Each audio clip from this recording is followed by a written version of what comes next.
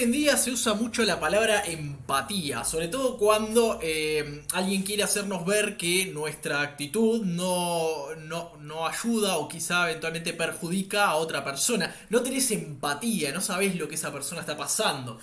Se usa mucho desde el punto de vista progresista, desde el punto de vista socialista. Por ejemplo, yo lo escuché cuando una persona X, vamos a decirlo de esta manera, una persona A y no X porque no me gusta la X. La persona A dice, no habría que darle planes sociales a las personas en condición de pobreza porque los acostumbras a recibir las cosas de arriba y no fomentas la cultura del trabajo. Entonces aparece una persona B que dice, no tenés empatía, vos no sabés lo que es la vida de esa persona y vivir en esa pobreza como tal.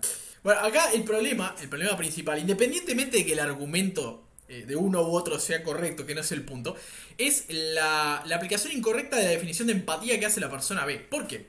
Nosotros generalmente cuando alguien nos dice qué es la empatía, la forma más fácil que tenemos de explicarla es ponerte en el lugar del otro. Y es como el comodín explicativo de lo que es la noción del concepto de empatía.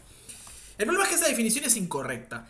O mejor dicho, es más de lo que en realidad es la empatía. ¿Por qué? Porque la empatía es cierto que es ponerte, digamos, o entender lo que el otro está pensando, la realidad de la otra persona y por qué piensa de esa manera, pero no necesariamente es llegar a estar en el lugar del otro para decir, bueno, si esto no me gusta, entonces tengo que actuar de otra manera. Si esto no me conviene, entonces, o si no le conviene a la otra persona, estando yo en su lugar, no sería conveniente, digamos, ir por ese camino. Eso en realidad no es necesariamente parte de la empatía per se. Vamos a hacer una cosa, vamos a buscar la definición de empatía en la RAE y vamos a mencionarla para analizarla un poco. Dice, sentimiento de identificación con algo o alguien, capacidad de identificarse con alguien y compartir sus sentimientos. Esto es, lográs identificarte con esa persona, lográs entender lo que a esa persona le está pasando, pero no necesariamente tenés que actuar en favor de esa persona una vez que la entendés. Vamos a buscar empatía según Google. Básicamente dice participación afectiva de una persona en una realidad ajena a ella, generalmente los sentimientos de otra persona. De vuelta, entender a la otra persona, no necesariamente apoyar la postura de esa persona. ¿Y por qué es tan importante esa diferencia crucial? Porque, por ejemplo, te voy a dar un ejemplo que a mí me parece bastante claro en este aspecto. No sé si viste la serie del Mentalista.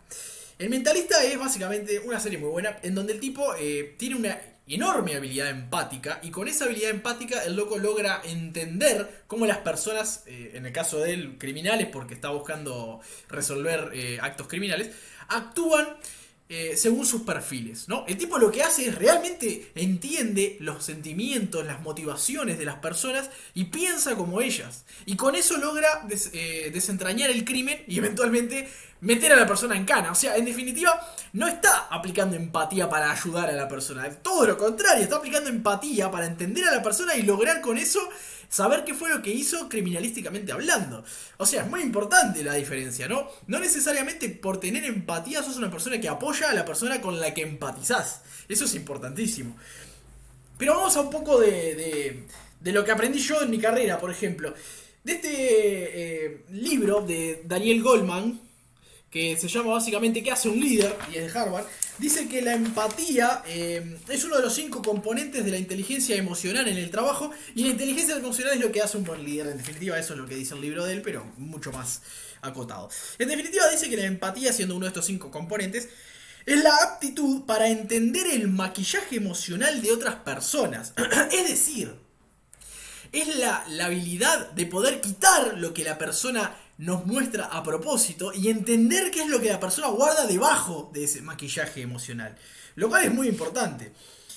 Y la habilidad para tratar a las personas en función de sus reacciones emocionales. Dice tratar a las personas, no necesariamente tratar bien o tratar mal, es tratar. Es decir, la persona que es empática tiene gran habilidad para tratar con personas en base a lo que le conviene o lo que su postura dicte. Pero no necesariamente es algo moralmente aceptado o no. Es decir, la empatía no es necesariamente algo atado a la moral.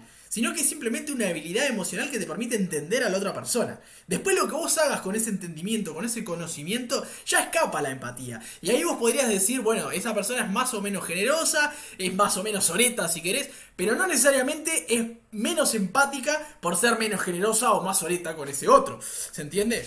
Así que bueno, esa definición que se utiliza hoy en día sobre la empatía, que, ay, no te pones en el lugar de la pobre persona, eh, es tonta, ¿no? Es básicamente, no es la definición de empatía que realmente se utiliza, es transgiversar el significado para cumplir con lo que la persona que utiliza esa definición errónea pretende lograr convencernos de.